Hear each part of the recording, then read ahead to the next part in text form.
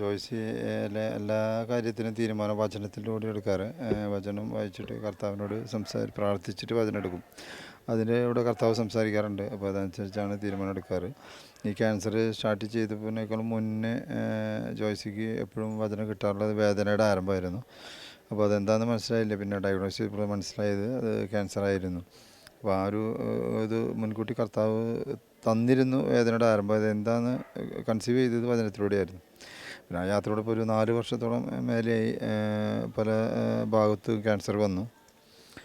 ശരീരത്തിൻ്റെ എല്ലാ ഭാഗത്തും വന്നു. ഇപ്പോൾ ലാസ്റ്റ് ബ്രെയിനിൽ വന്നു. മൊത്തം ശരീരത്തിൽ ക്യാൻസർ വന്നു.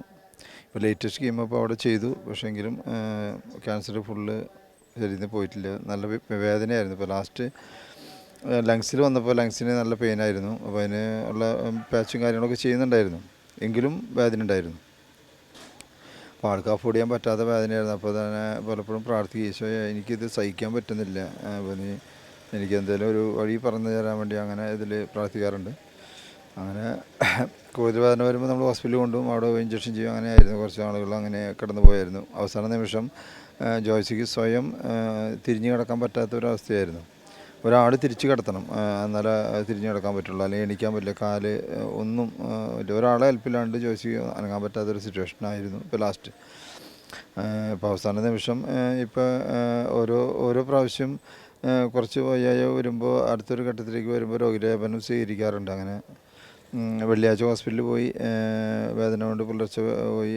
അത് കഴിഞ്ഞ് ഞായറാഴ്ച രോഗിലേപനം എടുത്തു. തിങ്കളാഴ്ച കാലത്ത് തുടങ്ങി ആൾ ഡൗൺ ആയി തുടങ്ങി.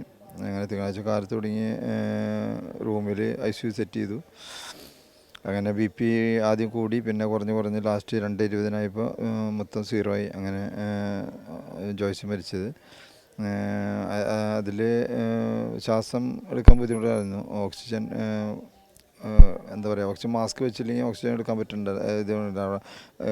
ലങ്സിലോ ശരീരത്തിലുള്ള ഓക്സിജൻ്റെ വാൽവുണ്ടല്ലോ, അതിൽ ട്യൂമർ ബാധിച്ചപ്പോൾ ശ്വാസം വലിക്കാൻ പറ്റാത്തൊരു ബുദ്ധിമുട്ട് വന്നു.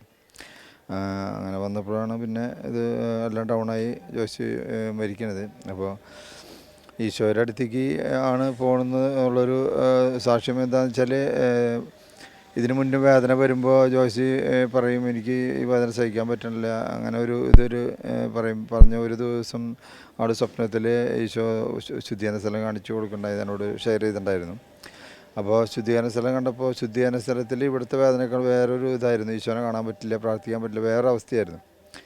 അപ്പോൾ ജോയ്സി പറഞ്ഞു, എനിക്ക് ഈ സ്ഥലം എനിക്ക് വേണ്ട, എനിക്ക് ശുദ്ധീകരണ സ്ഥലം വേണ്ട, ഞാൻ ലോകത്തിലുള്ള വേദന ഞാൻ സഹിച്ചുകൊണ്ട് ഇനി സഹിച്ചിട്ട് എനിക്ക് സ്വർഗം മതി, അല്ലെങ്കിൽ ശുദ്ധീകരണം വേണ്ട എന്നൊരു ഇത് അവനോട് പറഞ്ഞ് പിന്നെ വരുന്ന സഹനങ്ങളെല്ലാം ഈശോയ്ക്ക് സമർപ്പിച്ചിട്ടാണ് ആൾ ജീവിച്ചത്. അപ്പോൾ ഞാൻ മനസ്സിലാക്കുന്നത്, ജോയ്സി ഈ അവസാന നിമിഷം വരെ അതിന് ശേഷം സഹിച്ച സഹനം വഴി ആൾ സ്വർഗത്തിലേക്ക് പോയി എന്നാണ് ഞാൻ മനസ്സിലാക്കുന്നത്. അപ്പോൾ കർത്താവ് അവിടേക്ക് വിളിച്ചു കഴിഞ്ഞാൽ എനിക്കിവിടെ സ്വർഗം പണിയാൻ പറ്റില്ലല്ലോ. അപ്പോൾ സ്വർഗ്ഗമാണ്, അതാർക്കും ഒന്നും ചെയ്യാൻ പറ്റില്ല. അപ്പോൾ അതിലേക്ക് അവൾ പോയി തന്നെയാണ് ഞാൻ മനസ്സിലാക്കുന്നത്. സ്വർഗത്തിൽ ഞങ്ങൾക്ക് വേണ്ടി മധ്യസ്ഥം വഹിക്കുന്നുണ്ട്. അപ്പോൾ നമ്മൾ ഇതുവരെ ജീവിച്ചേക്കണം, നന്നായി മുന്നോട്ട് ഈശോ നയിക്കും, ആ ഒരു കോൺഫിഡൻസ് ഉണ്ട്. അങ്ങനെ പ്രോ ലൈഫ് പ്രവർത്തനങ്ങളിൽ സജീവ സാന്നിധ്യമായിരുന്നല്ലോ ജോയ്സി ചേച്ചി, അതിനെ പറ്റിയിട്ട്. അതായത് ജീവന് വേണ്ടി നിലനിൽക്കുക എന്ന് പറഞ്ഞാൽ ദൈവത്തിൻ്റെ ദാനമാണല്ലോ ജീവൻ. അപ്പോൾ ദൈവത്തിൻ്റെ ദാനം നമ്മൾ ഒരിക്കലും തടസ്സപ്പെടുത്താൻ പാടില്ല. ആ ഒരു തീരുമാനം ഉണ്ടായിരുന്നു. കാരണം വേറെ എന്ന് വെച്ചാൽ മക്കൾ വേണമെന്നുള്ളൊരു ഇതെന്ന് വെച്ചാൽ ജോയ്സി ഒരു മോളായിരുന്നു. അപ്പോൾ ഒറ്റയ്ക്ക് ജീവിച്ചപ്പോൾ ഒരു ഏകാന്തത ജീവിതത്തിൽ പലപ്പോഴും ഉണ്ടായിട്ടുണ്ട്. അപ്പോൾ പലപ്പോഴും വിചാരിച്ചിട്ടുണ്ട് ഒരു സിസ്റ്റർ ഉണ്ടായ, അല്ലെങ്കിൽ ഒരു ബ്രദർ, അതിനൊക്കെ ആഗ്രഹിച്ചിട്ടുണ്ടായിരുന്നു.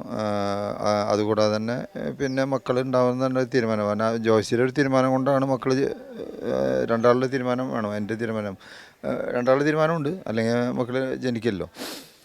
അപ്പോൾ ആ ഒരു തീരുമാനത്തിലൂടെ ജോയ്സി മുന്നോട്ട് കൊണ്ടുപോയത്, ഞാനും അതിന് ഫുൾ സപ്പോർട്ട് ചെയ്തായിരുന്നു. ഇപ്പോൾ എനിക്ക് 5 മക്കളാണ് ഉള്ളത്. ഓരോരുത്തരുടെ ഡെലിവറി സമയം ഫുള്ളായിട്ട് ജോയ്സി ബൈബിൾ വായിച്ച് തീർക്കാറുണ്ട്. ഉൽപ്പത്തി മുതൽ വെളിപാട് വരെ വായിച്ച് കഴിയുമ്പോൾ ഡെലിവറി സംഭവിക്കുന്നത് ഞാൻ പലപ്പോഴും കണ്ടിട്ടുണ്ട്. 5ാമത്തെ മോള് ഡെലിവറി കഴിയേണ്ടത് ആഗസ്റ്റ് 20 ആ ഒരു സമയത്തായിരുന്നു. പക്ഷേ ജോയ്സി വെളിപ്പാട് അതിന് മുന്നേ വായിച്ചു കഴിഞ്ഞു. ആഗസ്റ്റ് 1 ഡെലിവറി ആയി മോള്. അതാണ് സംഭവിച്ചത്. അതുപോലെ എപ്പോൾ വെളിപാട് കഴിയുന്നോ അതനുസരിച്ച് ഡെലിവറി കഴിയുന്നു. അങ്ങനെ ഒരു ഇത് പലപ്പോഴും ഉണ്ടായി എൻ്റെ 5 മക്കളുടെ ഇതിലും. പിന്നെ അവസാനം ആൾക്കൊരു ആഗ്രഹം ഉണ്ടായത് ഏകദേശം ഒരു 25 അധികം പ്രാവശ്യം ബൈബിൾ ഫുള്ളായിട്ട് ആൾ വായിച്ചിട്ടുണ്ട്. അടുത്തൊരു ആഗ്രഹം പറഞ്ഞത് എനിക്ക് എത്ര വയസ്സുണ്ടോ അത്രയും പ്രാവശ്യം ബൈബിൾ വായിക്കണം എന്നൊരാഗ്രഹമായിരുന്നു അവസാനം എന്നോട് പറഞ്ഞത്. അത് മുഴുവനാക്കാൻ പറ്റിയില്ല. അതിൻ്റെ ഇടയിൽ ജോയ്സി ഈശ്വരടുത്ത് പോയി. ഇനി ഈശ്വരടുത്ത് ആൾ വായിച്ച് അത് മുഴുവനാക്കട്ടെ എന്ന് പ്രാർത്ഥിക്കാം നമുക്ക്.